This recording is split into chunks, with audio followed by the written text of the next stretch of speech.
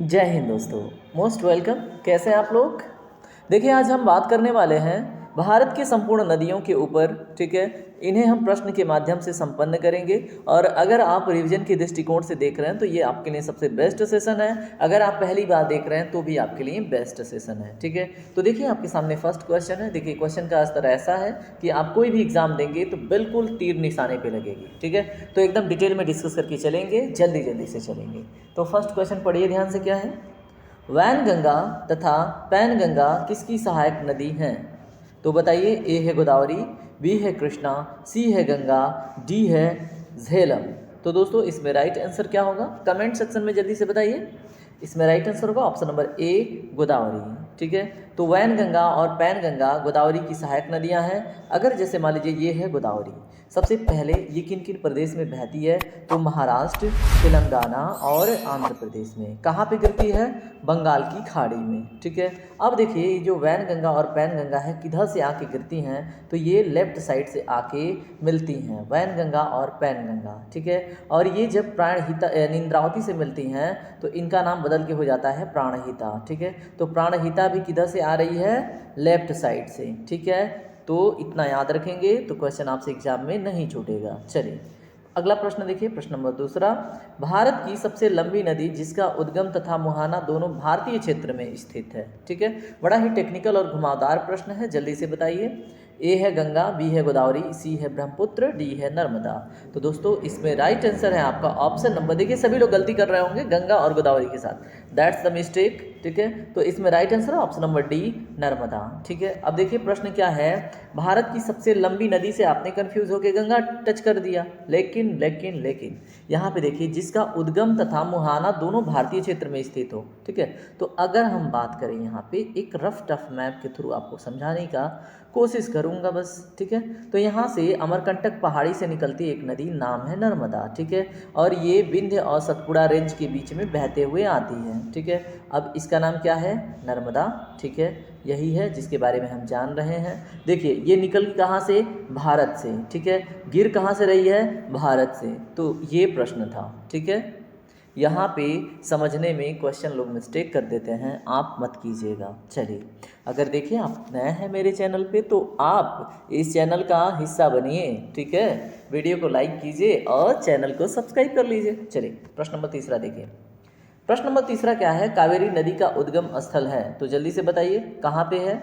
ए है तिरुचि, बी है मैसूर, सी है ब्रह्मगिरी, डी है अमरकंटक। तो बहुत सिंपल सा क्वेश्चन है, मैंने कई बार पढ़ा रखा है कि ये ब्रह्मगिरी से निकलती है। और ब्रह्मगिरी जो पर्वत श्रेणी है ये कहाँ पे है दोस्तों? तो याद रखिएगा कर्नाटक में। कहाँ पे है? कर्नाटक में। ठीक है, भूलेंगे नहीं ना? नहीं भूलिएगा। कावेरी के बारे में और अन्य बातें, कावेरी को दक्षिण भारत की गंगा कहते हैं। क्या कहते हैं? दक्षिण भारत की गंगा। क्यों कहते हैं? इसकी पवित्रता की दृष्टिकोण से। ठीक है, ये बहुत ही पवित्र नदी है दक्षिण भारत में, इसलिए कावेरी को दक्षिण की गंगा कहते हैं। ठीक है, याद रखिएगा। इसे क्या बोलते हैं? तमिलनाडु की लाइफ लाइन। ठीक है, तमिलनाडु की लाइफ लाइन भी कहते हैं दोस्तों। क्या कहते हैं? तमिलनाडु की लाइफ लाइन। ठीक है, उसके बाद क्या कहते हैं? इसको सदानीरा कहते हैं। क्या कहते हैं? सदानीरा। सदानीरा का मतलब दक्षिण भारत की एकमात्र नदी कावेरी है जिसमें जल कभी खत्म नहीं होता। चलिए अगला प्रश्न देखिए। अगला प्रश्न है, कावेरी नदी गिरती है तो जल्दी से बताइए कहाँ पे गिरती है? तो ए है बंगाल की खाड़ी में, बी है अरब सागर में, सी है पाक जल डमरू मध्य में, डी है खंबात की खाड़ी में। तो इसमें राइट आंसर है ऑप्शन नंबर ए, बंगाल की खाड़ी में। तो भूलना नहीं है, बिल्कुल भी नहीं भूलना है। ठीक है, कावेरी नदी कहाँ पे गिरती है? बंगाल की खाड़ी में। ठीक है, चलिए प्रश्न नंबर 5 देखिए। कावेरी नदी जल विवाद मुख्यतः किन दो राज्यों के मध्य है? ठीक है, तो ए है आंध्र प्रदेश तथा तमिलनाडु, बी है केरल तथा कर्नाटक, सी है केरल तथा तमिलनाडु, डी है कर्नाटक तथा तमिलनाडु। तो कर्नाटक से निकलती है, तमिलनाडु में बहती है, तो ऑप्शन नंबर डी इसका करेक्ट हो जाएगा। ठीक है, बिल्कुल कन्फ्यूजन नहीं रखना है। अब जब प्रश्न नया बनेगा, ठीक है, अभी तो इसको कर लीजिए, अब जब प्रश्न आएगा तो अब केरल में भी इसकी सहायक नदियां विस्तृत हैं, तो केरल भी अब विवाद के श्रेणी में आ गया है। ठीक है, चलिए प्रश्न नंबर 6 देखिए। निम्न में से किस नदी को उसकी पवित्रता के कारण दक्षिण भारत की गंगा कहते हैं? और मेरे सभी छात्रों एक बारी कमेंट सेक्शन में एक साथ सभी लोग लिखिए कौन सी नदी है। तो अभी हमने देखा था कावेरी, ठीक है, दक्षिण भारत की गंगा कहते हैं उसकी पवित्रता के दृष्टिकोण से। चलिए प्रश्न नंबर 7 देखिए, जल्दी जल्दी से एक काम कीजिए सभी लोग, ठीक है, मैं नाम नहीं रखूंगा, सभी जो मेरे छात्र हैं वो अपने अपने दोस्तों में अपने अपने ग्रुप में शेयर करें, ठीक है। मैं चाहता हूँ कि यार जल्दी से इसमें थोड़ा रीच मिले, ठीक है, मुझे भी मज़ा आए, है ना। देखिए कृष्णा नदी का उद्गम स्थल किसके समीप है? जल्दी से बताइए। ए है महाबलेश्वर, बी है उद्गम मंडल, सी है अखंडला, डी है पंचमढ़ी, ठीक है। तो कृष्णा नदी का जो उद्गम स्थल है दोस्तों, ऑप्शन नंबर ए करेक्ट है, महाबलेश्वर पर्वत श्रेणी में। अगर आपसे पूछा जाए प्रश्न कि महाबलेश्वर पर्वत श्रेणी किस राज्य में है, तो जान लीजिए महाराष्ट्र में, ठीक है। कहाँ पे? महाराष्ट्र में, ठीक है, याद रखिएगा, भूलना बिल्कुल भी नहीं है। चलिए अगला प्रश्न देखिए, प्रश्न नंबर 8 देखिए, पंचगंगा तथा दूधगंगा किसकी सहायक नदियां हैं? तो दोस्तों ये कृष्णा की सहायक नदियां हैं, ठीक है, याद रखेंगे। पंचगंगा, दूधगंगा, उसके बाद आपके सामने आता है घाट प्रभा, माल प्रभा, कोयना, ठीक है, ये सभी किसकी सहायक नदियां हैं? कृष्णा की हैं, ठीक है। तो आप बिल्कुल भूलेंगे नहीं, ठीक है। चलिए अगला प्रश्न देखिए, प्रश्न नंबर 9, इंडो ब्रह्मा है, क्या है इंडो ब्रह्मा? बताइए। ए है एक पौराणिक नदी, बी है एक द्वीप, सी है एक पर्वत श्रेणी, डी है एक झील।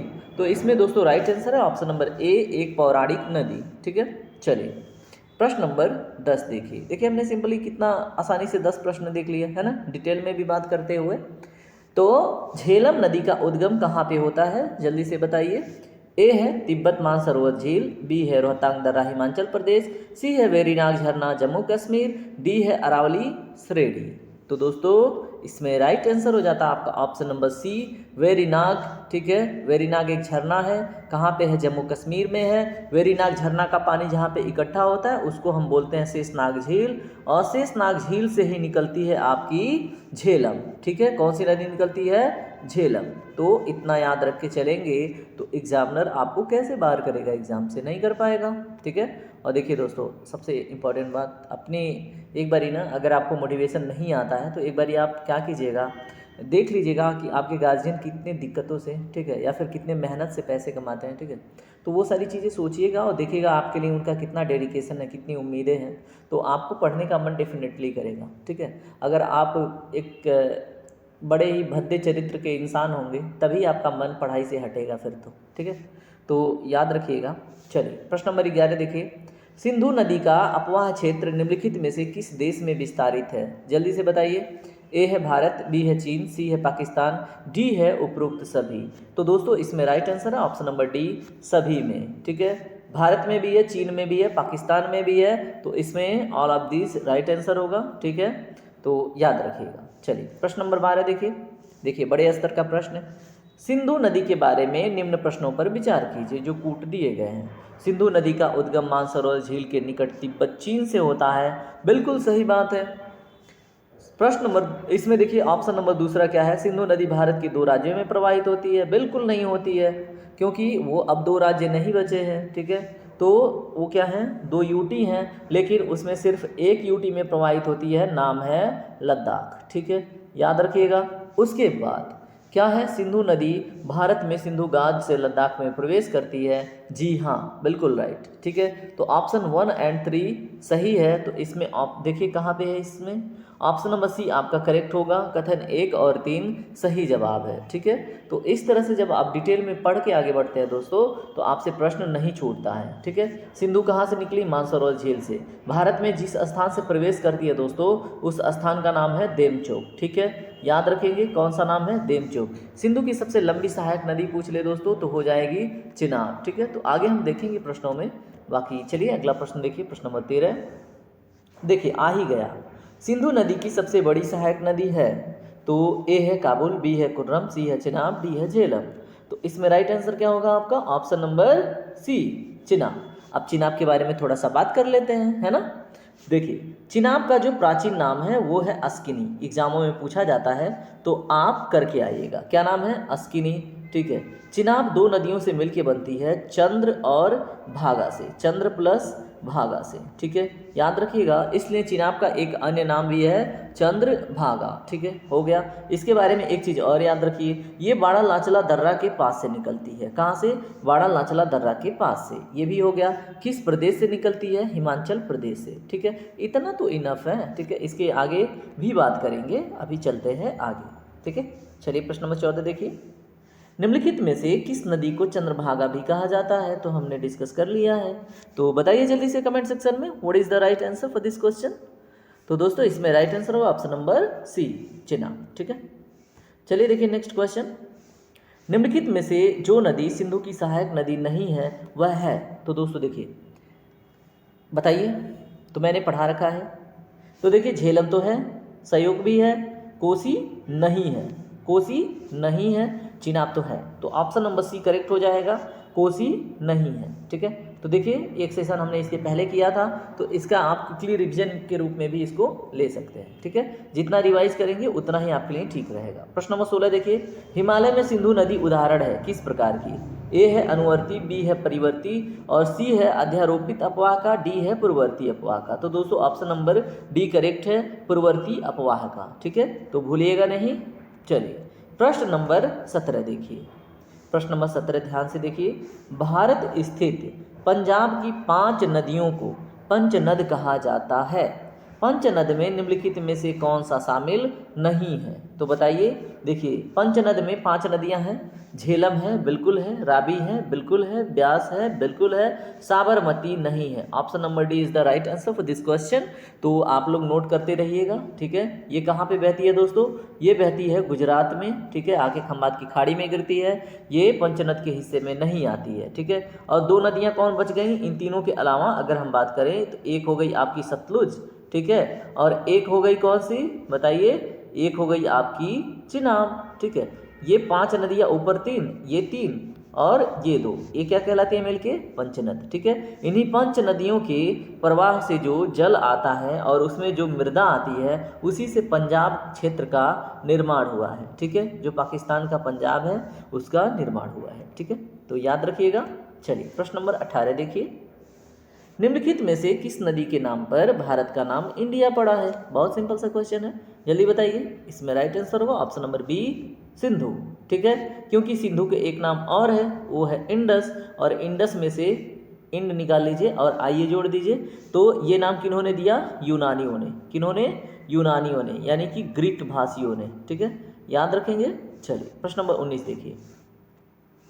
भारत और पाकिस्तान के बीच निम्नलिखित में से किस वर्ष सिंधु नदी जल समझौता हुआ, जिसको हम इंग्लिश में इंडस वाटर ट्रीटी कहते हैं? इंडस वाटर ट्रीटी, तो किस वर्ष हुआ था? तो दोस्तों option number A is the right answer for this question, 1960 में, ठीक है। कुछ और बात कर लेते हैं। 1960 में भारत की तरफ से कौन थे? तो पंडित जवाहरलाल नेहरू थे, ठीक है।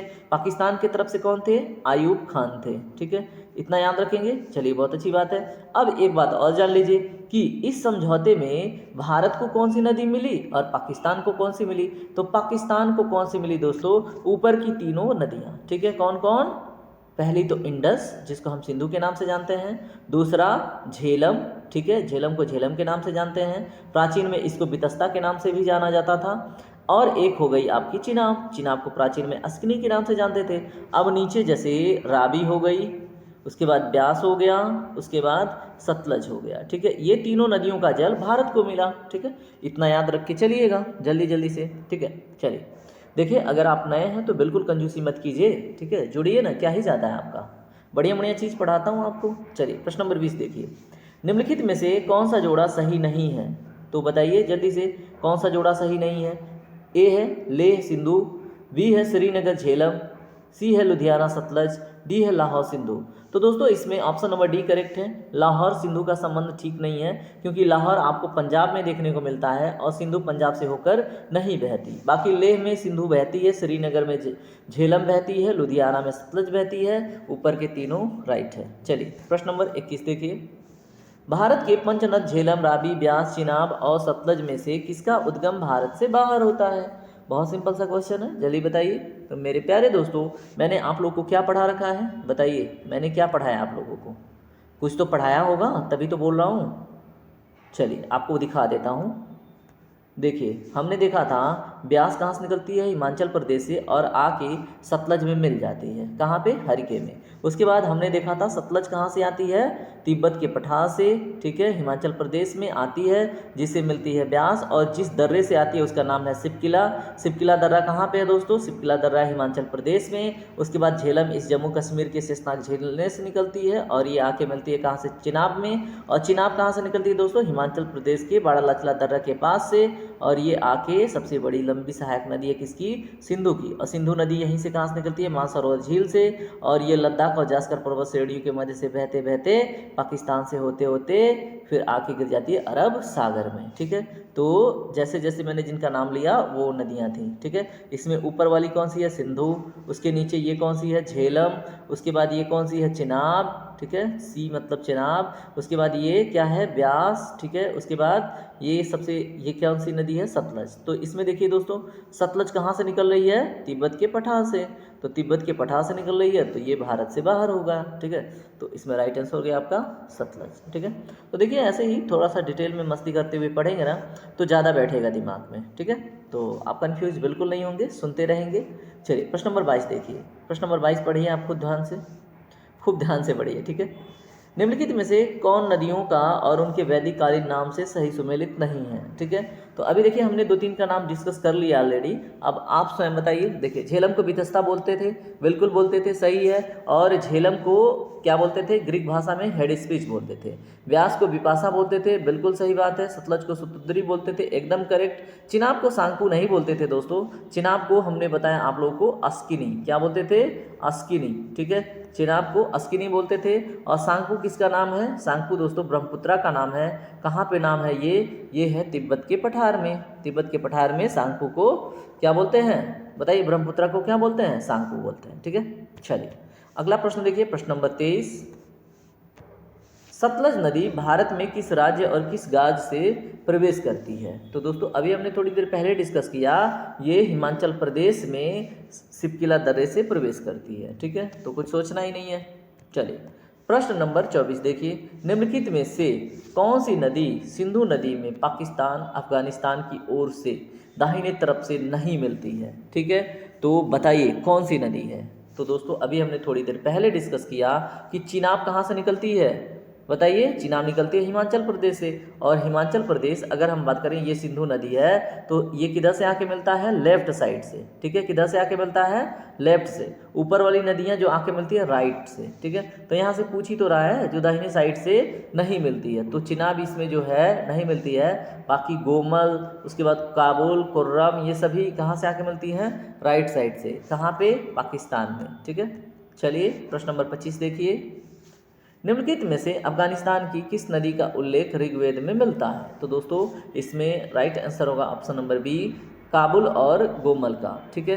काबुल को बोलते थे किसमें, ऋग्वेद में कुभा, और गोमल को क्या बोलते थे, गोमती, ठीक है। इन दो नामों से इन दोनों नदियों का वर्णन मिलता है, ठीक है। अगर आपसे पूछ लिया जाए कि ऋग्वेद में किस नदी का वर्णन सर्वाधिक मिलता है, तो दोस्तों वो नदी हो जाएगी सिंधु, ठीक है। चलिए अगला प्रश्न देखिए, प्रश्न नंबर 26, ठीक है। सिंधु नदी की कुल लंबाई कितनी है। तो दोस्तों 2880 किलोमीटर। आप लोग को पढ़ा चुका हूँ, जिनको नहीं पता है वो याद रखेंगे। चलिए प्रश्न नंबर 27 देखिए। दामोदर नदी निकलती है, कहाँ से निकलती है, जल्दी बताइए। ए है तिब्बत के पठार से, बी है छोटा नागपुर पठार से, सी है नैनीताल के पास से, डी है सोमेश्वर की पहाड़ियों से। तो दोस्तों इसमें right answer option number B, Chota Nagpur के पठार से। कहाँ पे बहती है, झारखंड में। कहाँ पे बैठती है, झारखंड में, ठीक है। और झारखंड में बहते बहते जाके किससे मिलती है, हुगली से। किससे मिलती है, हुगली से, ठीक है। तो दामोदर हुगली की सहायक नदी है, याद रखेंगे। चलिए प्रश्न नंबर 28 देखिए। निम्नलिखित में से कौन सी भूमि बंधित नदी है, ठीक है। तो बताइए, ये तो पढ़ा रखा है, लैंड लॉक्ड रिवर। तो देखिए तापी नहीं है, कृष्णा भी नहीं है, लूनी है, ठीक है। तो लूनी के बारे में मैंने पढ़ाया है। ये लवणी झील है, ये कहाँ से स्टार्ट होती है, राजस्थान के अजमेर से, और फिर कहाँ पे आके समाप्त हो जाती है दोस्तों, आके कच्छ के रण में समाप्त हो जाती है। अजमेर से आके कच्छ के रण में समाप्त हो जाती है, इसलिए इसको लैंड लॉक्ड, भूमिबद्ध, या फिर क्या बोलते हैं, विलुप्त प्राय, ठीक है। चलिए अगला प्रश्न देखिए, प्रश्न नंबर 29, भारत की सबसे बड़ी वाह नदी है, तो बताइए। ए है महानदी, बी है गोदावरी, सी है गंगा, डी है नर्मदा। यहाँ पे पूछा जा रहा है भारत की सबसे बड़ी वाह नदी, ठीक है। तो यहाँ पे बड़ी की बात जब हो दोस्तों, तो राइट आंसर हो जाता है आपका, क्या होता है, देखिए यहाँ पे अगर ब्रह्मपुत्र ऑप्शन में होता तो वो राइट होता, लेकिन ऑप्शन में नहीं है, इसलिए यहाँ पे हो जाएगा ऑप्शन नंबर सी, गंगा, ठीक है। चलिए प्रश्न नंबर 30 देखिए, विश्व का बृहत्तम डेल्टा निर्मित होता है कहाँ पे, किस नदी पर, बताइए किसके द्वारा। तो ऑप्शन नंबर इसमें राइट आंसर चूज कीजिए। इसमें मेरे प्यारे दोस्तों राइट आंसर होगा गंगा एवं ब्रह्मपुत्रा के द्वारा, ऑप्शन नंबर ए करेक्ट होगा, ठीक है। और मैंने आप लोग को डिस्कस किया था, क्या डिस्कस किया था वो फिर से डिस्कस कर लेते हैं, ठीक है। ये हम थोड़ा सा मैप आपके लिए सुविधा होगा, ठीक है, समझिएगा इसको। अगर मैप बना के आपको इतना ध्यान से बताया जा रहा तो समझिएगा। ये है गंगा, ठीक है, आ रही है बांग्लादेश में, फिर यहाँ से ब्रह्मपुत्रा आ रही है, ठीक है, बांग्लादेश में, ठीक है। ब्रह्मपुत्रा जब कहाँ पे एंट्री करती है, बांग्लादेश में, तो इसका नाम हो जाता है जमुना, किस नाम से जानी जाती है, जमुना।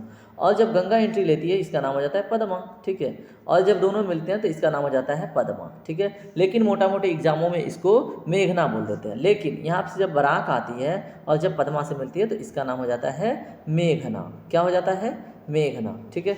तो ये आप याद रखेंगे किसको कहाँ पे क्या बोल रहे हैं, और मिलने के बाद कौन सा नाम हो रहा है, अंततः कहाँ पे गिर रही है, बंगाल की खाड़ी में, और यही वेस्ट बंगाल के तट पे दुनिया का सबसे बड़ा डेल्टा बनता है, सुंदरबन डेल्टा, ठीक है। चलिए प्रश्न नंबर 31 देखिए, पश्चिम की ओर प्रवाहित होने वाली नदियां हैं, तो बताइए जल्दी से कौन कौन सी नदियां पश्चिम की ओर प्रवाहित होती हैं। ए है 1 और 2, बी है 2 और 3, जैसे इसमें नर्मदा, तापी और राप्ती में पूछ रहा है, किधर प्रवाहित होने वाली, पश्चिम की ओर, ठीक है। तो देखिए नर्मदा होती है बिल्कुल, तापी भी होती है, लेकिन राप्ती नहीं होती है, ठीक है। तो इसमें ऑप्शन नंबर 1 और 2 करेक्ट है, यानी कि बताइए ऑप्शन नंबर ए, ठीक है, तो याद रखिएगा। चलिए अगला प्रश्न देखते हैं, जस्ट वेट, ओके। सोन और नर्मदा नदी निकलती हैं, बताइए कहाँ से निकलती हैं। ए है पालमऊ की पहाड़ी से, बी है अमरकंटक से, सी है पूर्वी घाट से, डी है अरावली से। तो मेरे प्यारे दोस्तों इसमें राइट आंसर है ऑप्शन नंबर ए, गलत, बेवकूफ़ हो यहाँ पे राइट आंसर क्या है, अमरकंटक। मैंने कई बार पढ़ाया है, अमरकंटक के इधर से निकलती है नर्मदा, ठीक है, और कहाँ से निकलती है, इस साइड से निकलती है सोन, ठीक है। उसके बाद हमने क्या देखा था, यहीं थोड़ी दूरी पे कैमूर श्रेणी से निकलती है केन, ठीक है, और यहीं इसके नीचे एक पहाड़ी है, नाम है सिंघवा, और इसके नीचे से निकलती है महानदी, ठीक है। ये सब हमने डिस्कस किया था, ठीक है, तो कंफ्यूज बिल्कुल नहीं होना है। चलिए अगला प्रश्न देखिए, देखिए पालमू की पहाड़ियाँ कहाँ पे है दोस्तों, वो है आपके तमिलनाडु में। निम्न नदियों में से सबसे अधिक पाथ परिवर्तन किया जाता है किसके द्वारा। तो ए है सोन नदी, बी है गंडक, सी है कोसी, डी है गंगा। तो इसमें right answer option number C, Kosi नदी। तो कोसी नदी अपना अधिक पथ परिवर्तन करती है, जिसकी वजह से बिहार में बाढ़ आता है, और इसलिए इसको बिहार का क्या कहते हैं, शोक, ठीक है, बिहार का शोक।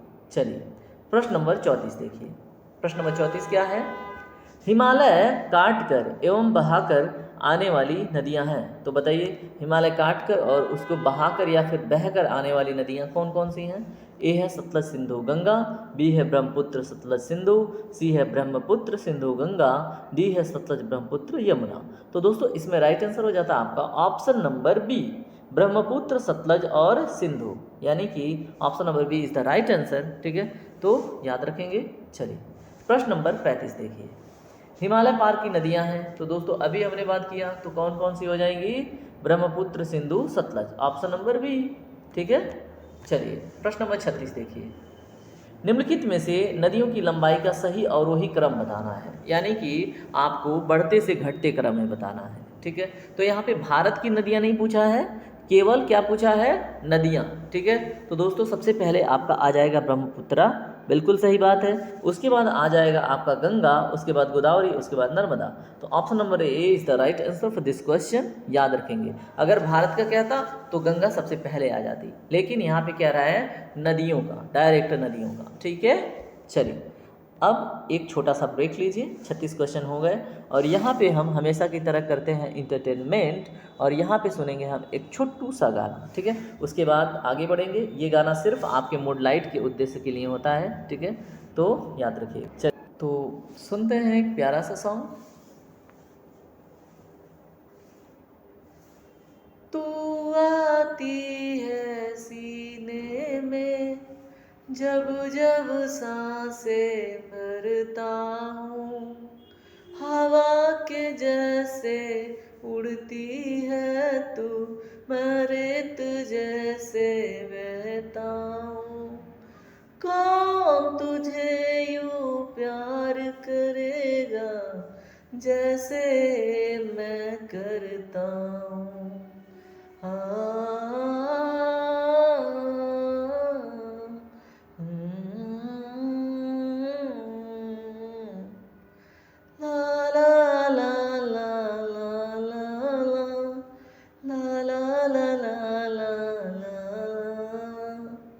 कौन तुझे यूं प्यार करेगा जैसे मैं करता हूँ। बस इतना ही ठीक है। अब आते हैं अपने लेक्चर पे और कंटिन्यू करते हैं फिर से सेशन, ठीक है। तो अब लेक्चर मोड एक्टिवेट करते हैं सिंगिंग मोड से और देखते हैं अपना नेक्स्ट क्वेश्चन, ठीक है।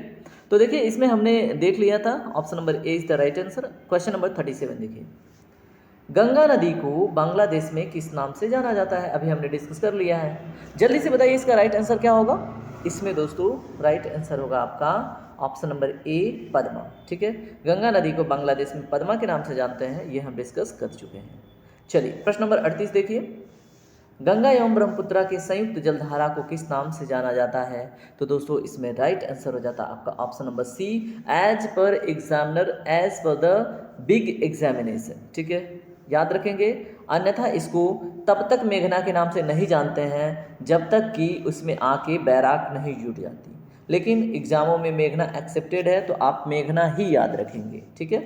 चलिए अगला प्रश्न देखिए, प्रश्न नंबर 39, ठीक है। भारत की सबसे अधिक नौगम्य दो नदियां हैं, तो दोस्तों ऑप्शन ए है कावेरी गोदावरी, बी है गंगा ब्रह्मपुत्र, सी है गंगा और सिंधु, डी है ब्रह्मपुत्र और यमुना।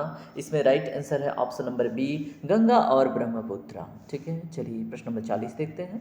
प्रश्न नंबर 40 देखिए ध्यान से, क्या है, निम्नलिखित नदियों में से भारत में किस पर सबसे लंबा सड़क सेतु निर्मित हुआ है? ठीक है, तो निम्नलिखित में से आज ही हमने डिस्कस किया था क्लास में, तो ये राइट आंसर हो जाता है आपका कौन सा। देखिए यहाँ पे भारत में किस पर सबसे लंबा सड़क सेतु, ठीक है, तो इसमें ऑप्शन में तो वो है ही नहीं। अगर इनमें से पूछ ले दोस्तों तो वो आपका गंगा हो जाएगा, ठीक है। लेकिन भारत की सबसे लंबा नदी सेतु अगर पूछ ले तो वो हो जाएगी लोहित पे, ठीक है। लोहित नदी अरुणाचल प्रदेश से बह के आके किस में मिलती है? ब्रह्मपुत्रा में। कहाँ पे आके मिलती है? सदिया में, ठीक है। तो लोहित नदी कहाँ की है? अरुणाचल प्रदेश की, ठीक है। और कहाँ पे आके मिलती है? ब्रह्मपुत्रा से सदिया में, ठीक है। और उसी पे एक भारत का सबसे लंबा नदी सेतु है जिसका नाम है भूपेन हजारिका। क्या नाम है दोस्तों? भूपेन हजारिका, ठीक है, भूपेन हजारिका, याद रखेंगे। भूपेन हजारिका एक सिंगर थे और इनको भारत रत्न मिल चुका है, उन्हीं के नाम पे उस ब्रिज का नाम है। वैसे उसका जनरली नाम पूछ ले तो ढोला सदिया ब्रिज के नाम से जानते हैं, ढोला सदिया ब्रिज के नाम से, ठीक है। क्योंकि अरुणाचल प्रदेश में ढोला से स्टार्ट होके आसाम में जहाँ पे ब्रह्मपुत्रा एंट्री लेती है उस पॉइंट पे सदिया नाम का स्थान है, वहाँ तक उस ब्रिज का निर्माण हुआ पड़ा है, ठीक है। चलिए अगला प्रश्न देखिए, प्रश्न नंबर यहाँ पे देखिए, जो हमने गंगा नदी का बात किया था, ठीक है, तो महात्मा गांधी करके एक ब्रिज है जिसका लेंथ कितना है? 5750 मीटर, याद रखेंगे। और जो हमने भूपेंद्र हजारिका की बात करी तो उसका लेंथ है 9.15 किलोमीटर, ठीक है। तो इतना याद रख करके चलिएगा। चलिए प्रश्न नंबर 41 देखिए, गंगा और ब्रह्मपुत्र नदियों का उद्गम स्थान क्रमशः स्थित है कहाँ पे? बताइए, गंगा और ब्रह्मपुत्र का जो उद्गम स्थान है, ठीक है, तो इसका राइट आंसर होगा दोस्तों, क्या होगा? उत्तराखंड और तिब्बत में, ऑप्शन नंबर डी, ठीक है। चलिए प्रश्न नंबर 42 देखिए, क्या है? तिब्बत में बहने वाली नदी सांगपो निम्नलिखित में से किससे होकर भारत में प्रवेश करती है? तो दोस्तों इसको हम कई बार डिस्कस कर चुके हैं। अरुणाचल प्रदेश से कहाँ पे एंट्री करती है सांगपो, और अरुणाचल प्रदेश में इसको किस नाम से जानते हैं? बताइए दिहांग किस नाम से जानते हैं अरुणाचल प्रदेश में? दिहांग, ठीक है। और असम में किस नाम से जानते हैं? असम में ब्रह्मपुत्रा के नाम से जानते हैं, ठीक है। अगर वहीं हम बात करें बांग्लादेश में तो जमुना के नाम से, ठीक है। इतना याद करके चलते हैं तो क्वेश्चन नहीं छूटता है। चलिए प्रश्न नंबर 43 देखिए, तिब्बत में मानसरोवर झील के पास किस नदी का उद्गम स्रोत स्थित है? तो दोस्तों मानसरोवर के पास से कौन सी निकल रही थी? सिंधु निकल रही थी, ठीक है।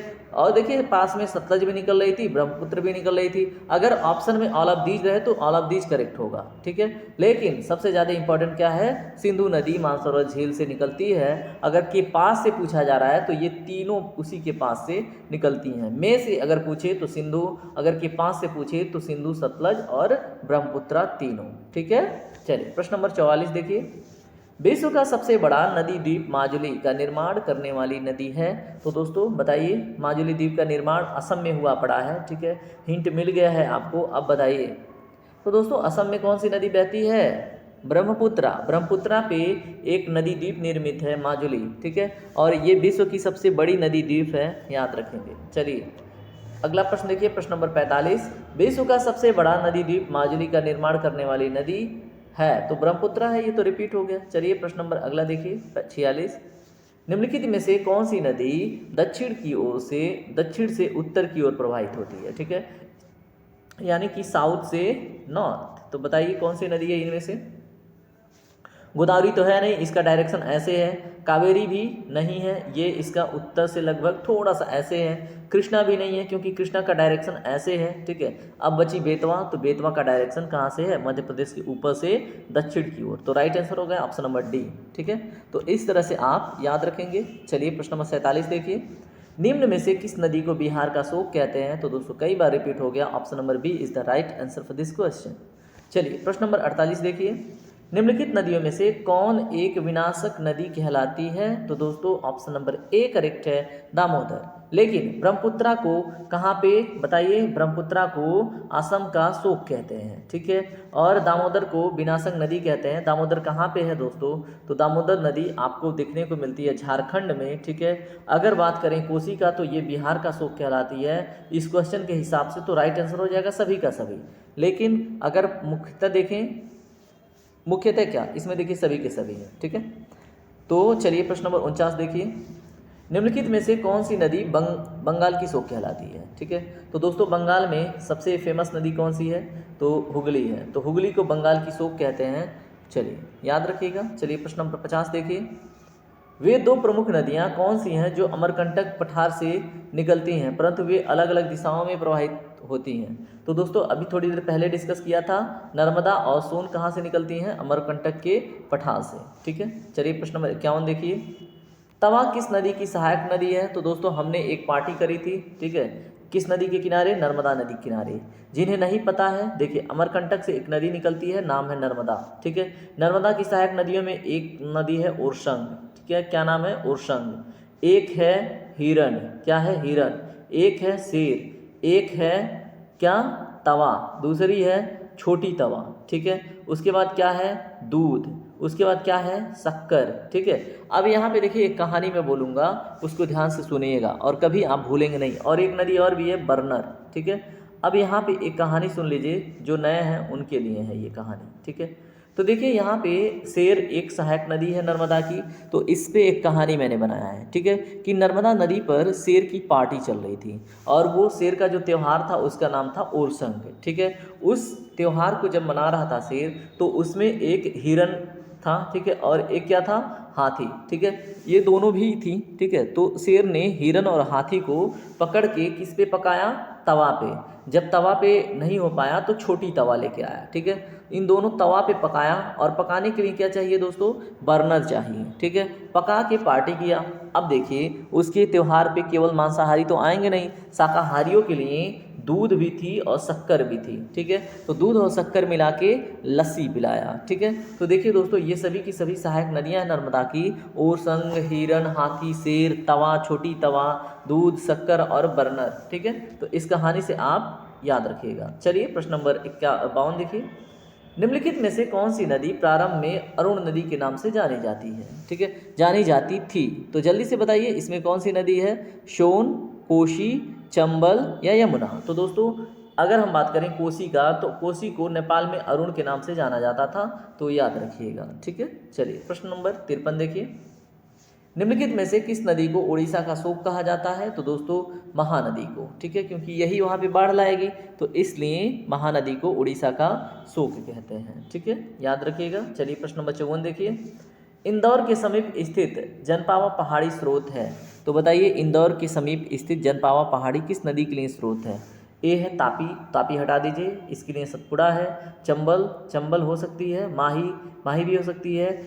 और क्या है? महानदी, महानदी और तापी हटा दीजिए। ठीक है, तो दोस्तों इसमें राइट आंसर हो जाता है ऑप्शन नंबर सी, महानदी के लिए। ठीक है, तो महानदी कहाँ पे निकलती है? जनपावा पहाड़ी के पास से। और महानदी की विशेषता क्या है? सॉरी, महानदी बोल रहा हूँ, माही नदी। ठीक है, तो माही नदी की विशेषता क्या है? ये कर्क रेखा को 2 बार काटती है, कर्क रेखा को 2 बार काटती है, तो प्रश्न पूछता है, तो आप याद रखेंगे। चलिए अगला प्रश्न देखिए, प्रश्न नंबर 55। भारत की लवड़ीय नदी के नाम से किसे जाना जाता है? तो दोस्तों इसमें जो राइट आंसर होगा ऑप्शन नंबर बी होगा, लूनी। ठीक है, तो लूनी को भारत की लवड़ीय नदी के नाम से जानते हैं, भूमिबद्ध के नाम से जानते हैं। ये राजस्थान के अजमेर से निकलती है और कच्छ के रण में समाप्त हो जाती है। ठीक है, इस तरह से हमने इसे लगभग हाफ सेंचुरी कर ली है। अब जल्दी जल्दी से फुल सेंचुरी लगाते हैं। प्रश्न नंबर 56 देखिए। कौन सी नदी भेड़ाघाट के समीप कपिलधारा जलप्रपात का निर्माण करती है? तो बताइए, ए है नर्मदा, बी है तापी, सी है गोकक, डी है शरावती। तो यहाँ पे देखिए क्या है, भेड़ाघाट के समीप कपिलधारा जलप्रपात का निर्माण करती है। ठीक है, तो इस क्वेश्चन का राइट आंसर क्या होगा? जल्दी से कमेंट सेक्शन में बताइए। ठीक है, ये आपके लिए एज अ होमवर्क है, क्योंकि अभी तक आप लोगों को कोई काम नहीं दिया मैंने। इस क्वेश्चन का ना राइट आंसर ढूंढ के आप कमेंट सेक्शन में जल्दी से बताइए। ठीक है, चलिए प्रश्न नंबर 57 देखिए क्या है। निम्नलिखित में से कौन सी नदी ज्वारनदमुख का निर्माण करती है? ज्वारनदमुख का नाम है इश्चुरी। ठीक है, इंग्लिश में इसको क्या बोलते हैं? इश्चुरी। तो बताइए, देखिए मैंने आप लोगों को पढ़ाया था, जो भी पश्चिम घाट की तरफ गिरती हैं नदियाँ इधर को, वो ज्वारनदमुख बनाती हैं, यानी कि इश्चुरी बनाती हैं। तो अगर आप लोग को याद होगा इधर कौन सी नदी गिरती है, तो आप इस क्वेश्चन का जवाब दे पाएंगे। राप्ती उत्तर प्रदेश में बहती है? नहीं। महानदी? नहीं, ये इधर गिरती है उड़ीसा में। ठीक है, कहाँ पे? बंगाल की खाड़ी में, सिंघवा पहाड़ी से निकलती है महानदी, ये नहीं होगी। Narmada is the right answer. ठीक है, option number C is the correct, क्योंकि स्वर्ण रेखा झारखंड से निकलती है, वेस्ट बंगाल जाती है, वेस्ट बंगाल से उड़ीसा होकर बंगाल की खाड़ी में गिरती है, तो स्वर्ण रेखा पूर्वी घाट पे गिर रही है, इसलिए ऑप्शन नंबर सी इसका राइट आंसर होगा। ठीक है, यानी कि नर्मदा क्या करती है? ज्वारनदमुख का निर्माण करती है। ठीक है, तो यहाँ पे कुछ डिटेल दिया गया है, वीडियो रोक के आप पढ़ लीजिएगा। चलिए प्रश्न नंबर 58 देखिए। प्रायद्वीपीय भारत की निम्न नदियों में से कौन सा शेष 3 से विशिष्ट रूप से भिन्न है? तो देखिए, अब प्रायद्वीपीय भारत की नदियाँ देखिए, नर्मदा है, कावेरी है, कृष्णा है, गोदावरी है। तो नर्मदा इसमें सबसे भिन्न है, क्योंकि कावेरी, कृष्णा, गोदावरी ये बंगाल की खाड़ी में गिरती हैं, बे ऑफ बंगाल में, और नर्मदा किधर गिरती है? अरब सागर में। ठीक है, किधर गिरती है? अरब सागर में। ठीक है, तो Narmada is the right answer for this question. चलिए अब अगला प्रश्न देखते हैं, प्रश्न नंबर 59। निम्नलिखित में से कौन सी नदी इश्चुरी नहीं बनाती है? तो इश्चुरी मैंने समझा दिया है, जो इधर गिरने वाली नदियां हैं पश्चिमी घाट की तरफ, वो सभी इश्चुरी बनाती हैं। तो जो पूर्वी घाट की तरफ गिरती हैं वो क्या बनाती है? डेल्टा बनाती हैं। ठीक है, तो पूर्वी घाट की तरफ कौन कौन सी नदियाँ इसमें गिरेंगी बताइए? इसमें एक ही नदी दिख रही है, महानदी। ठीक है, जो छत्तीसगढ़ सिंघवा पहाड़ी से निकल के उड़ीसा होते हुए बंगाल की खाड़ी में गिरती है, तो यही बस ज्वारनद नहीं बनाएगी, बाकी नर्मदा यहाँ पे बनाएगी, उसके बाद तापी यहीं पे बनाएगी, और मांडवी जो कहाँ की है? गोवा की, तो वो भी बनाएगी। ठीक है, चलिए अगला प्रश्न देखते हैं, प्रश्न नंबर 60। भारत की निम्न नदियों में से कौन सी है जो डेल्टा नहीं बनाती है? तो देखिए दोस्तों, जो पश्चिम घाट की ओर गिरेंगी वो डेल्टा नहीं बनाएंगी। ठीक है, वो क्या बनाएंगी? इश्चुरी बनाएंगी। ठीक है, तो इसमें डेल्टा जो नहीं बनाती है वो है आपकी कौन सी? ताप्ती। ठीक है, यहाँ पे जो नदी थी ताप्ती, वही कहाँ से निकलती है? सतपुड़ा पर्वत श्रेणी से। कहाँ से निकलती है? सतपुड़ा पर्वत श्रेणी से। ठीक है, चलिए अगला प्रश्न देखते हैं, प्रश्न नंबर 61। क्षिप्रा नदी निम्नलिखित में से किसकी सहायक नदी है? तो मेरे प्यारे दोस्तों, इसका राइट आंसर हो जाता है ऑप्शन नंबर बी, चंबल की। ठीक है, और क्षिप्रा नदी के किनारे ही क्या लगता है? उज्जैन में महाकुंभ लगता है। ठीक है, उज्जैन में क्या लगता है? महाकुंभ। किस नदी के किनारे? क्षिप्रा नदी के किनारे। ठीक है, तो याद रखिएगा महाकुंभ। ठीक है, महाकुंभ और कहाँ कहाँ पे लगता है? उत्तर प्रदेश में गंगा नदी पे 2 स्थान पे, एक तो हरिद्वार में, दूसरा कहाँ पे? प्रयागराज में, तीसरा कहाँ पे? उज्जैन के क्षिप्रा नदी पे, लगता है, और चौथा कहाँ पे, गोदावरी के करीब नासिक में लगता है, गोदावरी के किनारे नासिक में लगता है। नासिक कहाँ पे है, महाराष्ट्र में, ठीक है। चलिए प्रश्न नंबर 61 हो गया। यहाँ पे देखिए पढ़ लीजिएगा थोड़ा सा 61 के बारे में। प्रश्न नंबर 62 देखिए, निम्नलिखित में से कौन सी नदी अमरकंटक के पठार से नहीं निकलती है। तो दोस्तों इसमें कौन सी है जो नहीं निकलती है, देखिए गोदावरी, नर्मदा, तवा और सोन। तो right answer option number A Godavari, ठीक है। ये कहाँ से निकलती है, गोदावरी निकलती है महाराष्ट्र के नासिक जिला के त्र्यंबकेश्वर पहाड़ी से। कहाँ से, त्र्यंबकेश्वर पहाड़ी से, ठीक है। तो ये भी आप याद रखिएगा, ठीक है। चलिए प्रश्न नंबर 63 देखिए, निम्नलिखित नदी युग्मों में से कौन जलनद मुख का निर्माण करती है। तो दोस्तों इसमें राइट आंसर हो जाएगा ऑप्शन नंबर ए नर्मदा एवं तापी। ये क्या करती हैं, जलनद मुख का निर्माण करती हैं। बाकी ये सब नहीं करती हैं, क्योंकि ये किधर गिरती हैं, पूर्वी घाट की ओर, और पूर्वी घाट की ओर गिरने वाली नदियाँ क्या बनाती हैं, डेल्टा बनाती हैं, ठीक है। तो चलिए प्रश्न नंबर 64 देखिए मेरे साथ, दक्षिण भारत के पठारी प्रदेश को कौन सी दो नदियां विभाजित करती हैं। तो दक्षिण भारत के पठारी प्रदेश को कौन सी नदी दो भागों में विभाजित करती है, तो वो है आपकी नर्मदा, ठीक है। नर्मदा क्या करती है, दक्षिण भारत के पठारी प्रदेश को क्या करती है, दो भागों में विभाजित करती है। चलिए अगला प्रश्न देखते हैं, प्रश्न नंबर 65, दक्षिण भारत की नदियों में से सबसे लंबी नदी कौन सी है दोस्तों। तो ऑप्शन नंबर ए करेक्ट है। इसकी लेंथ कितनी है, गोदावरी की 1465 किलोमीटर, और कहाँ पे प्रवाहित होती है, महाराष्ट्र के नासिक से निकलती है, और त्र्यंबकेश्वर पहाड़ी से निकलती है, और जाती है तेलंगाना में। तेलंगाना के बाद कहाँ पे जाती है, बताइए, तमिलनाडु में। तमिलनाडु के बाद जाती है बंगाल की खाड़ी में, ठीक है। चलिए अगला प्रश्न देखते हैं, प्रश्न नंबर 66 क्या है, निम्नलिखित में से किस नदी को वृद्ध गंगा के नाम से जाना जाता है। तो दोस्तों इसमें option number A is the right answer, ठीक है। गोदावरी को वृद्ध गंगा के नाम से जानते हैं, ये भी आप याद रखिएगा। चलिए प्रश्न नंबर 67 देखिए, गोदावरी नदी का उद्गम स्थल है। तो अभी हम कब से बात कर रहे हैं, ठीक है। तो त्र्यंबकम गांव है और त्र्यंबकेश्वर की पहाड़ियाँ हैं, वहीं से निकलती है गोदावरी, ठीक है। चलिए प्रश्न नंबर 68 देखिए, निम्नलिखित में से वह नदी कौन सी है जिसका उद्गम भारतीय राज्य क्षेत्र में नहीं है, ठीक है। क्वेश्चन रिपीटेड नहीं है, ऑप्शन ठीक है। तो दोस्तों इसमें देखिए गोदावरी का है, बिल्कुल है, झेलम का भी है, रावी का भी है, लेकिन घाघरा नेपाल के ऊपर तिब्बत के पास से निकलती है, और घाघरा को नेपाल में कराली के नाम से जानते हैं, ठीक है। तो इतना आप याद रखिएगा। चलिए प्रश्न नंबर 69 देखिए, निम्नलिखित में नर्मदा नदी के संबंध में सभी सही हैं सिवाय किसके। तो देखिए नर्मदा नदी के बारे में अगर बात करें तो स्टेटमेंट 1 करेक्ट है। इसके किनारे प्रसिद्ध महाकालेश्वर मंदिर है, यह मार्बल रॉक्स के समूह के बीच से बहती है, इस नदी पर प्रसिद्ध सरदार सरोवर बांध है, ये भी है, ये भी है, लेकिन option number B is not the right answer. Mahakaleshwar मंदिर इसके किनारे नहीं स्थित है, याद रखेंगे, ठीक है। चलिए अगला प्रश्न देखिए, प्रश्न नंबर 70, निम्नलिखित में से कौन सी नदी कृष्ण नदी की सहायक नदी नहीं है। तो देखिए इसमें कौन सी नदी नहीं है, तुंगभद्रा है, मालप्रभा है, घाटप्रभा है, अमरावती नहीं है। अमरावती कृष्णा नदी की सहायक नदी नहीं है। किसकी है अमरावती, अमरावती है दोस्तों कावेरी की, ठीक है। किसकी है, कावेरी नदी की सहायक नदी है, ठीक है।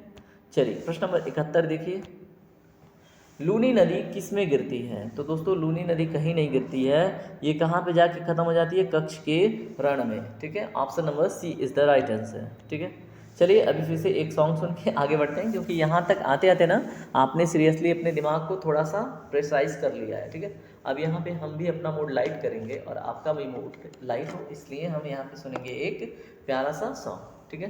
तो एक ब्रेक लेते हैं, उसके बाद फिर कंटिन्यू करेंगे। तो मेरे प्यारे दोस्तों यहाँ पे सुनेंगे हम एक प्यारा सा एक धार्मिक गीत, ठीक है, प्रेम रस भरा गीत है, ठीक है।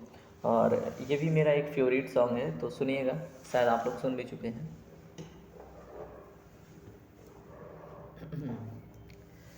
तुम प्रेम हो, तुम प्रीत हो, मेरी बांसुरी का गीत हो। तुम प्रेम हो, तुम प्रीत हो, मनमीत हो राधे, मेरी मनमीत हो। तुम प्रेम हो, तुम प्रीत मनमीत हो राधे मेरी मनमीत हो। हूँ मैं जहाँ तुम हो वहाँ, हूँ मैं जहाँ तुम हो वहाँ, तुम बिन नहीं कुछ भी यहाँ। मुझ में धड़कती हो तुम दूर मुझसे हो कहाँ। तुम प्रेम हो तुम प्रीत हो, मनमीत हो राधे मेरी मनमीत हो। तुम प्रेम हो तुम प्रीत हो, मेरी बांसुरी का गीत हो। बस चलिए, अब उम्मीद है कि आपने आनंद प्राप्त किया होगा। ठीक है, अब हम देखेंगे अगला क्वेश्चन, क्वेश्चन नंबर 72। ठीक है, अब देखिए ये क्वेश्चन आपसे क्या पूछ रहा है। नर्मदा नदी का अधिकांश भाग भारत के किस राज्य में बहता है। ठीक है, तो ये हमने डिस्कस किया था किस भाग में दोस्तों, तो मध्य प्रदेश में। ठीक है, तो नर्मदा नदी का अधिकांश भाग मध्य प्रदेश में प्रवाहित होता है। ठीक है, 76 किलोमीटर बस कहाँ पे प्रवाहित होता है, महाराष्ट्र में, उसके बाद गुजरात में। ठीक है, चलिए प्रश्न नंबर 73 देखिए क्या है। कहाँ भागीरथी और अलकनंदा मिलकर गंगा बन जाती है। तो दोस्तों देवप्रयाग में जब दोनों मिलती हैं भागीरथी और अलकनंदा तो देवप्रयाग बन जाती है। ठीक है, तो देवप्रयाग में मिल के गंगा बन जाती है। मेरा दिमाग अभी ना संगीत की तरफ ही रह गया। ठीक है चलिए ठीक है, प्रश्न नंबर 74 देखिए।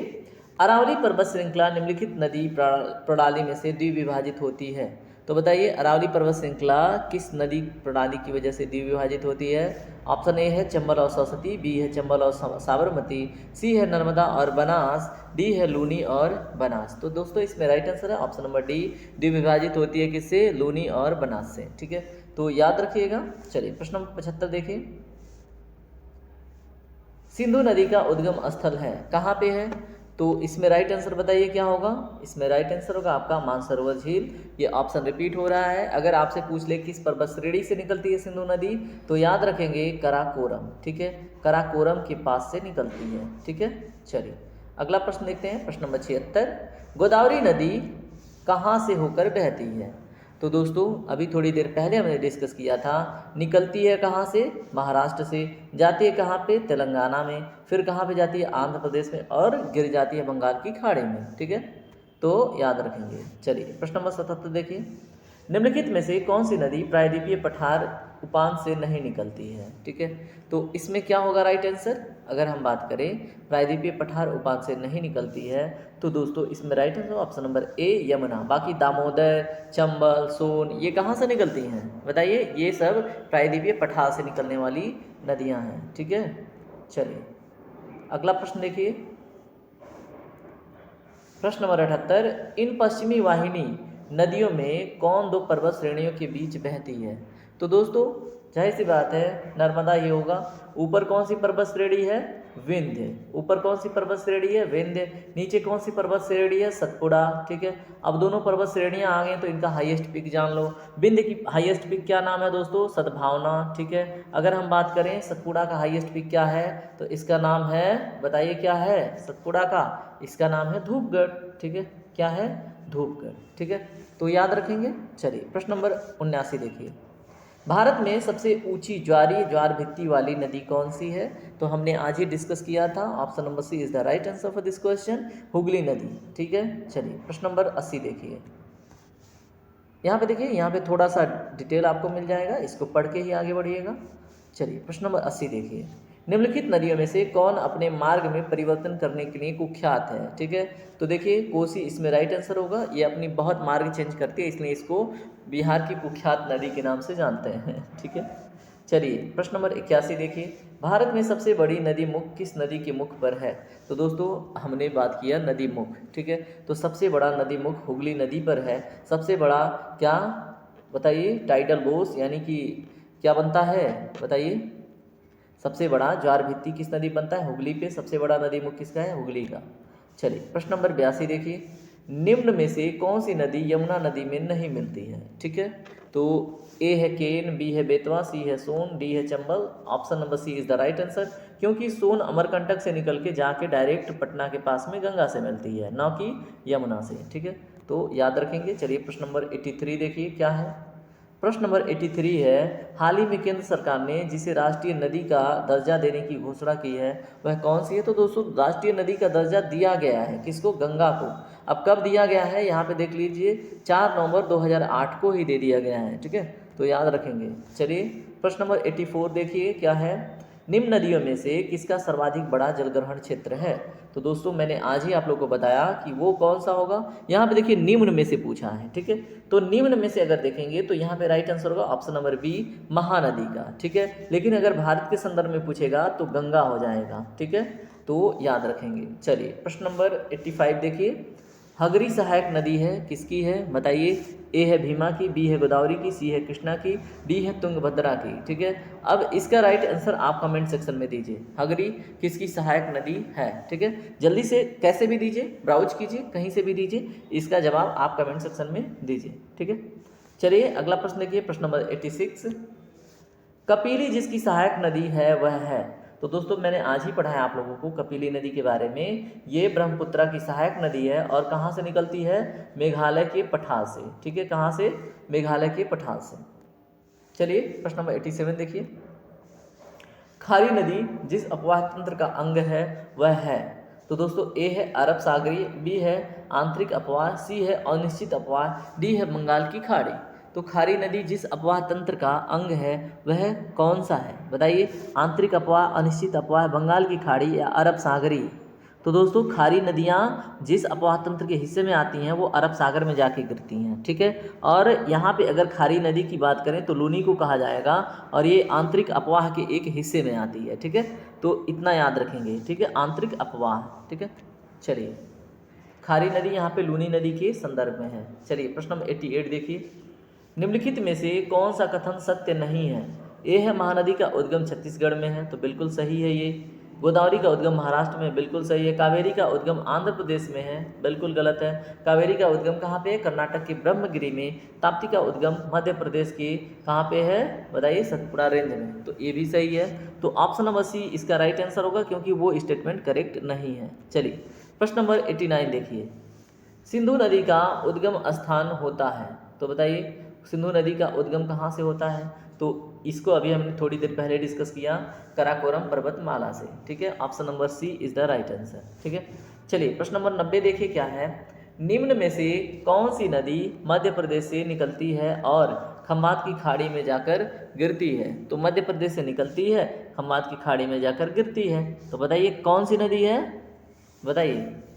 इसमें दोस्तों राइट आंसर हो जाएगा ऑप्शन नंबर सी, महानदी। ठीक है, सॉरी माही नदी। देखिए यहाँ पे जहाँ पे माही रहता है ना, तो महा ऑटोमेटिकली निकल जाता है। ठीक है, तो माही नदी इज द राइट आंसर। चलिए 10 क्वेश्चन और है, इसको हम 1 घंटे के अंदर कंप्लीट कर लेंगे। ठीक है, निम्नलिखित में से भारत में तलछट को परिवाहित करने वाली प्रमुख नदी कौन सी है? दोस्तों बताइए, तलछट को परिवाहित करने वाली। ए है ब्रह्मपुत्रा, बी है यमुना, सी है गंगा, डी है सिंधु। तो यहाँ पे क्या है? तलछट को परिवाहित करने वाली। ठीक है, यानी कि अपने जो तली है उसको काट कर बहकर जाने वाली। ठीक है, तो तलछट को प्रवाहित करने वाली ब्रह्मपुत्रा है। ठीक है, इसलिए इसको असम का शोक भी कहते हैं, तो याद रखिएगा। चलिए अगला प्रश्न देखिए, प्रश्न नंबर 92, प्रायद्वीपीय पठार में नर्मदा नदी असाधारण रूप से सीधी प्रणाली के साथ पश्चिम की ओर बहती है। ऐसा इसलिए है क्योंकि, क्यों होता है ऐसा? इस भाग में ढाल प्रवणता नदी प्रणाल प्रतिरूप को नियंत्रित करती है। नदी जल की विशाल मात्रा को ले जाती है जिससे सीधा प्रणाल पथ बनता है। सी है नदी मध्य उच्च भूमि और दक्कन के पठार के बीच सीमा बनाती है। ठीक है, और क्या है? नदी पश्चिम की ओर अवनत रिफ्ट घाटी की द्रोणिका से होकर बहती है। ठीक है दोस्तों, इसमें देखिए सभी के सभी स्टेटमेंट आपको लगभग करेक्ट दिख रहे होंगे, लेकिन इसमें ऑप्शन नंबर डी सबसे ज़्यादा सही है। ठीक है, नदी पश्चिम की ओर अवनत रिफ्ट घाटी की द्रोणिका में बहती है, इसलिए उसको इधर उधर फैलने का मौका नहीं मिलता है। ठीक है, चलिए प्रश्न नंबर 93 देखिए, भारत का सबसे लंबा नदी सेतु किस नदी पर स्थित है? तो दोस्तों अगर हम प्रश्न नंबर 93 की बात करें तो इसका राइट आंसर होगा ऑप्शन नंबर डी, क्या है? नदी सेतु। सबसे लंबा नदी सेतु लोहित पे है, ठीक है। नाम क्या हमने बताया था, भूपेन हजारिका, ठीक है। और इसका अन्य नाम क्या बताया था, ढोला टू सदिया, ठीक है। ये दोनों नाम है किसका, नदी सेतु का, ठीक है। इसकी लेंथ बताई थी 9.15 किलोमीटर, ठीक है। इतना याद रखिएगा। चलिए प्रश्न नंबर 93 देखिए, 94, ब्रह्मपुत्रा की सबसे लंबी सहायक नदी कौन सी है। तो दोस्तों इसमें ऑप्शन नंबर ए करेक्ट है, सुबानसिरी, ठीक है। सुबानसिरी तिब्बत के पठार से निकलती है, फिर जाती है अरुणाचल प्रदेश में, फिर आती है असम में, ठीक है। और असम में कहाँ पे आके मिलती है ब्रह्मपुत्रा से, ललितपुर में। कहाँ पे, ललितपुर, लखीमपुर में, सॉरी मैं ललितपुर कह रहा हूँ, लखीमपुर में, ठीक है। तो याद रखेंगे। चलिए प्रश्न नंबर 95 देखिए, 5 क्वेश्चन और बचा है, हिम्मत रखिए आप, ठीक है। अपवाह तंत्र क्या होता है, बताइए अपवाह तंत्र क्या होता है। तो दोस्तों इसमें right answer option number A, वाहिकाओं के जाल को अपवाह तंत्र कहते हैं, ठीक है। तो option number A is the right answer. चलिए प्रश्न नंबर 96 देखिए, कैचमेंट एरिया किसे कहते हैं। तो मुख्यतः वह क्षेत्र जहां से पानी बरसता है और नदी में इकट्ठा होकर बहता है। तो दोस्तों इसमें राइट आंसर क्या होगा, बताइए। मुख्यतः वह क्षेत्र जिधर वर्षा का पानी गिरता है और बड़ी नदी के को जल प्रदान करता है, ठीक है। तो उसे हम जल ग्रहण क्षेत्र कहते हैं या फिर कैचमेंट एरिया कहते हैं। चलिए प्रश्न नंबर 97 देखिए, दक्षिण भारत की सदा नीरा किसको कहते हैं। तो दोस्तों दक्षिण भारत की सदा नीरा कावेरी को कहते हैं, ठीक है। तो ये हमने डिस्कस कर लिया है। चलिए प्रश्न नंबर 98 देखिए, क्या है, डैश नदी घाटी का निर्माण पूर्ण रूप से 1948 में जाकर पूरा हुआ। 7 जुलाई 1948 को यह नदी घाटी परियोजना स्वतंत्र भारत की पहली नदी घाटी परियोजना के रूप में अस्तित्व में आया। तो ये कौन सा है। तो दोस्तों ये है आपका दामोदर नदी घाटी परियोजना, जो हमने बताया था किस नदी के तर्ज पे बना है, यूएसए के तेनसी नदी के तर्ज पर, ठीक है। चलिए प्रश्न नंबर 99 देखिए, क्या है प्रश्न नंबर 99, कुंचिकल जलप्रपात भारत का सबसे ऊंचा झरना है वर्तमान में, ठीक है। यह कर्नाटक के शिमोगा जिले में है, याद रखिएगा। लेकिन आपसे पूछा जा रहा है यह किस नदी पर, ठीक है, किस नदी द्वारा बनाया गया है, ये पूछा जा रहा है। इसका लंबाई लगभग 455 मीटर है, लंबाई नहीं है ये ऊंचाई है, ठीक है। इसकी ऊंचाई लगभग 455 मीटर है, ठीक है। ये भारत का सबसे ऊंचा झरना है। ये सारी बातें दी गई हैं, नदी बताना है। तो दोस्तों हमने नदी पढ़ा रखी है वराही नदी पर, ठीक है। ये कर्नाटक की वराही नदी पर है। इसके पहले कौन सी नदी थी, शरावती, और जिस पे था कौन सा, गासोपा, ठीक है। तो याद रखेंगे। चलिए प्रश्न नंबर 100 और आज का लास्ट क्वेश्चन देखिए, क्या है, उत्तर भारत मैदान में नदियां किस प्रकार की प्रवाह तंत्र का निर्माण करती हैं। तो दोस्तों उत्तर भारत की नदियां डेंड्राइटिक पैटर्न का निर्माण करती हैं, ठीक है। डेंड्राइटिक पैटर्न मतलब पेड़ की जड़ों की तरह, ठीक है। तो ये कैसी आकृति, कैसे मिट्टी में निर्मित होता है, जहाँ पे मिट्टी कैसी हो, सॉफ्ट हो और ढलान हो, मिट्टियों में ढलान हो, ऐसे स्थानों पे निर्मित होता है डेंड्राइटिक पैटर्न। और ये जो नदियाँ एक दूसरे में मिलती हैं, ये न्यून कोड पे मिलती हैं, ठीक है। तो आज का सेशन मेरे प्यारे दोस्तों यहीं पे संपन्न होता है। अब मैं आपसे रिक्वेस्ट करता हूं कि अगर आपको वीडियो इन्फॉर्मेटिव लगती है, आप मुझसे कुछ सीखते हैं, तो आप वीडियो को लाइक करें, चैनल को सब्सक्राइब करके जुड़े अन्य ही ऐसे इंपॉर्टेंट सेशन के लिए। बाकी जय श्री राम, राधे राधे, सभी का मोस्ट वेलकम रहेगा। हमेशा हमेशा अपना ख्याल रखिए और अपने ईश्वर में, अपने अल्लाह में आस्था रखिए और उनके सम्मान में, घर वालों के सम्मान में अपनी पढ़ाई करते रहिए। चलिए ठीक है।